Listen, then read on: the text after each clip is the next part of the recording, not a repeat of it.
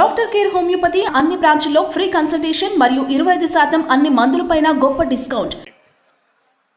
వెనుకబడిన వర్గాల మీద ఒక్కొక్క కులంలో ఉన్న వ్యక్తులని ఎలా హింసించారో, ఎలా పైచాచికంగా చంపారో మనం కళ్ళ ముందే చూస్తూ ఉన్నాం. ఎలాంటి వారికైనా సరే అన్యాయం జరిగితే కన్నీళ్ళు వస్తాయి, బాధ కలుగుతుంది. కానీ ఈ దుర్మార్గుడికి, ఈ సైకోగాడికి, వీడికి కేవలం డబ్బు తప్ప, అధికారం, మదం తప్ప కనీసం సానుభూతి లేని ఒక దుర్మార్గుడు ఎవడైనా ఉన్నారు అంటే ఆడే జగన్మోహన్ రెడ్డి గారు. ఎందుకంటే ఒళ్ళు బాధ కలుగుతుంది. చంద్రబాబు నాయుడు గారి కాలంలో ఇందాక చెప్పాను, దేశానికే మార్గదర్శనం చెప్పడానికి కారణం ఇవాళ మనం కొన్ని అనుభవిస్తూ ఉన్నాం. వెనుకబడిన వర్గాలకి కేంద్రంలో క్యాబినెట్లో శాఖే లేదు, వెనుకబడిన వర్గాలకి కార్పొరేషన్ లేదు. ఆ రోజు వాజ్పేయి గారు ముఖ్యమంత్రి ప్రధానమంత్రిగా ఉన్నప్పుడు చంద్రబాబు నాయుడు గారు ఢిల్లీలో కేంద్రంలో ఎన్బీసీ ఓబీసీ పెట్టి, నేషనల్ బీసీ కార్పొరేషన్ పెట్టి, తద్వారా వెనుకబడిన వర్గాలకి అనేక అభివృద్ధి కార్యక్రమాలకి ఆ రకంగా వెనుకబడిన వర్గాల కోసం ఈ రాష్ట్రంలో కూడా మీరు చూసే ఉంటారు. పార్లమెంటులో ప్రధానంగా వాజ్పేయి గారు ప్రధానమంత్రిగా ఉన్నప్పుడు 34 మంది ఎంపీలుంటే, 10 మంది రాజ్యసభ సభ్యులుంటే దానికి నాయకుడు ఎవర్రా అంటే ఒక వెనుకబడిన వర్గాలు చెందిన ఎర్రనాయుడు గారిని వేళ పార్లమెంట్లో నిలబెట్టి వెనుకబడిన వర్గాలకి పార్లమెంట్లో మాట్లాడే ప్రాతినిధ్యానికి అవకాశం కల్పించిన మహానుభావుడు చంద్రబాబు నాయుడు గారు. ఇవాళ పార్లమెంట్లో ఎవడండి, పార్లమెంట్ బోర్డు లీడర్ ఎవడండి? విజయసాయి రెడ్డి. లోకసభ నాయకుడు ఎవడండి? మిథున్ రెడ్డి. ఏమైపోయినారు ఇక్కడ ఉన్న బీసీలు?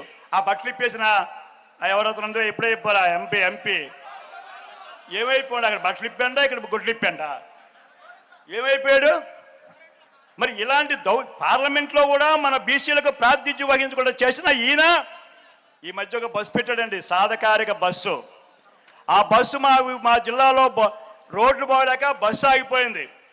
బస్సులో కూర్చుంది ఎవరు అంటే సుబ్బారెడ్డి, విజయసాయి రెడ్డి.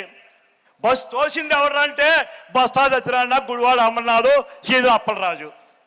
మనం ఎందుకున్నారా అంటే ఈ గవర్నమెంట్లో వాళ్ళ బస్సులు తోయడానికి, వాళ్ళ పల్లకీలు మోయడానికి. అందుకే మనం ఆలోచన చేయాలా.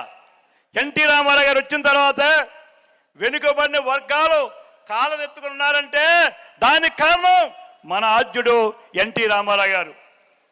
ఆనవాయితీని కొనసాగిస్తూ మనం చూస్తున్నాం. గ్రామీణ వాతావరణంలో చాలా అనగబడిన వర్గాలు ఉన్నాయి. ఉప్పర, లేకపోతే గంగిరెడ్ల, లేకపోతే ఈ రకంగా చాలా కులాల్లో ఎవరో గుర్తించలేదు. ఒకనొక రోజుల్లో వాళ్ళకి సర్వేలో లేరు. సంచార జాతులుగా గుర్తించి వాళ్ళకి కనీసం ఓటు హక్కు ఇవ్వకపోతే మొట్టమొదట వాళ్ళ హక్కు కల్పించి వాళ్ళకి అవకాశం కల్పించింది ఎన్టీ రామారావు. అయితే అన్నగారి తర్వాత వెనుకబడిన వర్గాలు కార్పొరేషన్ పెట్టి వాళ్ళకు బ్యాంకులు అప్పు ఇవ్వని చెప్పి నేరుగా డబ్బు ఇచ్చిన వ్యక్తి ఎవర్రా అంటే మన ప్రీతమ నాయకుడు చంద్రబాబు నాయుడు గారు. ఆ రకంగా వెనుకబడిన వర్గాలని గుర్తిస్తూ ఉంటే వీళ్ళు చెప్తున్నారు, అల్లూరి సీతారాం సినిమాలో చెప్తారు, మా భారతీయులకు ఏం చేశారు అడుగుతారు. మన భారతీయులు రోజుల ఫరుడిని వాళ్ళు అంటారు, రోజుల ఫరుడు మా ఇంట్లో బట్టలు ఉతికేవాడు భారతీయుడు, మా గుమ్మాలు తుడిచేవాడు భారతీయుడు, మాకు వంట చేసేవాడు భారతీయుడు, మా పాయకాన్ని తుట్టేవాడు భారతీయుడు అని చెప్తాడు. ఇప్పుడు జగన్మోహన్ రెడ్డి మీరు అడిగితే ఎవరురా మీ బీసీలు అంటే మా సజ్జల రామకృష్ణ గుమస్తా కూడా బీసీయే, మా సుబ్బారెడ్డి పిఏ కూడా గుమస్తా, ఈ రకంగా మా వేమారెడ్డి గారు ఉన్న డ్రైవర్ కూడా బీసీయే, లేకపోతే మా విజయసాయి రెడ్డి గారు ఉన్న డ్రైవర్ కూడా బీసీ అని చెప్పి వెనుకబడిన వర్గాలని అనగదొక్కుతున్న దుర్మార్గుడు ఈ జగన్మోహన్ రెడ్డి. అందుకే మనం చాలా మంది అడుగుతున్నారు, మన బీసీలు దేనికి రాజ్యాంగ హక్కు మనకి? ఒక రజకుడిని, ఒక రజక మహిళ తల్లిని, ముని రాజమ్మని కాళహస్తిలో అన్యాయంగా చంపినటువంటి కిరాతక ప్రభుత్వం అక్కడున్న బియ్యపు మధుసూదన్ రెడ్డి కాదా అని అడుగుతున్నా. ఒక వెనుకబడిన వర్గాలు చెందిన శ్రీకాకుళంలో ఉన్న మా బీసీలు సారు జైల్లో ఉంటే బాధతో వ్యధతో శ్రీకాకుళం నుంచి సైకిల్ మీద వెళ్తూ ఉంటే ఈ పొడంగిగాడు అన్ని శాఖలకు ఆడే మైండ్లన్నీ మింగేస్తున్న ఆ పెద్దిరెడ్డి రామచంద్రారెడ్డి బట్టలిప్పి కొడితే ఏమైంది ఈ బీసీ ఈ జగన్మోహన్ రెడ్డి పాలనలో ఉన్న బీసీ శాసనసభ్యులు బీసీ మంత్రులు అడుగుతున్నాను వేళ ఈ రకంగా ఒక్కొక్క బీసీని పాపం మన గౌడు అభంశోభం తెలిసిన బాలుడు ఏదైతే మన అమర్నాథ్ గౌడు పాపం చెల్లి కోసం చిన్న వయసులో నా చెల్లిని హింసిస్తున్నాడు, నా చెల్లిని మానవత్వం లేకుండా ఈ వైకాపా నుండి అగ్రవర్ణాలు హింసిస్తున్నాయని చెప్తే ఆ కుర్రవాడిని అన్యాయంగా కాలిస్తే ఈ దుర్మార్గం ఈ జగన్మోహన్ రెడ్డికి కళ్ళున్నాయా? మనిషివా మానవత్వంలో పుట్టావా? ఓ జగన్మోహన్ రెడ్డి అడుగుతున్నా, ఇలాంటి వాడిని ఒక్కటే అర్థం చేసుకోండి. రేపు ఈ బీసీలు మన బీసీలని ఆ రోజు చంద్రబాబు నాయుడు గారు క్యాబినెట్లో రామకృష్ణ గారు అవ్వచ్చు, అరుణాయుడు అవ్వచ్చు, మాలాంటి వాళ్ళని ఇవాళ రాజకీయంగా ఉన్నామంటే చంద్రబాబు నాయుడు గారి సలవా దయాన్ని అనుకుంటూ ఉన్నాం. ఇదే కాదు, సామాజిక ఆర్థికంగా కూడా మనం పైకి రావాలంటే, రాజకీయంగా ఎదగాలన్నా, ఆర్థికంగా మనం బలోపేతం కావాలంటే తిరిగి మళ్ళా ఒక పట్టుదలగా సాధకారి కమిటీలు ఉన్నాయి. కొల్లి రవీంద్ర గారు దాన్ని పర్యవేక్షణ చేస్తూ ఉన్నారు, చాలా బాగా పనిచేస్తున్నాయి. మనలో పౌరుషం వచ్చింది, రజిక కమ్మరి కుమ్మరి వడ్రంగి చేనేత వర్గాల్లో ఒక పట్టుదల వచ్చింది. దయించి మనం గ్రామాలు పోవాలి, మన కులాల దగ్గరికి వెళ్ళాలి, మనం కులం జరిగిన అన్యాయాన్ని చెప్పాలా. చంద్రబాబు ఇచ్చిన బడ్జెట్ ఎంత, మన కార్పొరేషన్కి ఏ రకమైన స్కీమ్స్ ఇచ్చాం, ఎలాగ ఆదరణలు పనిముట్లు పొంది ఆధునికమైనటువంటి వృత్తిని మనం చేస్తూ ఉన్నాం. అవన్నీ మనం చెప్పకపోతే రేపు దుర్మార్గుడు వస్తే మనకి గొడ్డలు ఉండదు, చేనే మగ్గ ఉండదు.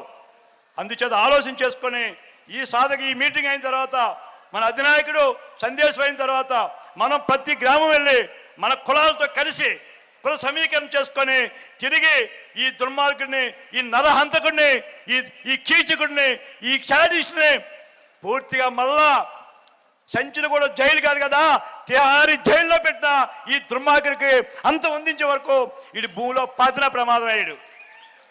ఇది భూమిలో పాతిన 10 అడుగులు గోతు తీసి లోతు పెట్టినా అక్కడ కూడా విషం పుట్టిస్తాడు, మొక్క కూడా బతకనివ్వడు ఈ జగన్మోహన్ రెడ్డి. అలాంటి వాడిని మనం బీసీల మీద తిరిగి మళ్ళా తెలుగుదేశం పార్టీకి ఆగిపట్టిన మనం ప్రతిజ్ఞతో చంద్రబాబు నాయుడు గారిని ఈ రాష్ట్రానికి మళ్ళా ముఖ్యమంత్రి చేస్తే వారికి కాదు, వారికి ఏమి అక్కర్లేదు. చూసాం, మనం అరెస్ట్ చేస్తే 60-70 దేశాల్లోనే విప్లవం వచ్చింది. దేశం అంతా తెలుగు వారి దగ్గర వచ్చింది. వాళ్ళకి కాదు, మన బీసీలకు అన్యాయం జరగకుండా మరొక మునిరాజమ్మ, మరొక గౌడు, మరొకరు కాకుండా ఉండాలంటే, మనకు రాజ్యాంగ హక్కు కలగాలంటే బాబాసాహెబ్ అంబేద్కర్ గారు ఎస్సీలకు ఎస్టీలకు ఎలాగిచ్చారో రేపు చంద్రబాబు నాయుడు గారు మన బీసీలకు ఆ రాజ్యాంగమైన హక్కు మనకు రాబోతూ ఉంది. దాన్ని మనం కాపాడుకోవడానికి తిరిగి మళ్ళా తెలుగుదేశం పార్టీ జనసేన సంయుక్తంలో చంద్రబాబు నాయుడు గారిని ముఖ్యమంత్రి చేయాలని చెప్పి మీకు అందరికీ పేరు పేరున పట్టుదలగా పనిచేయాలని చెప్పి మీకు అందరికీ తెలియపరుస్తూ, నాకు ఈ అవకాశం ఇచ్చినటువంటి పెద్దలందరికీ కూడా పేరున నా హృదయపూర్వక ధన్యవాదాలు తెలియపరుస్తూ సెలవుకున్నాను. జై హింద్.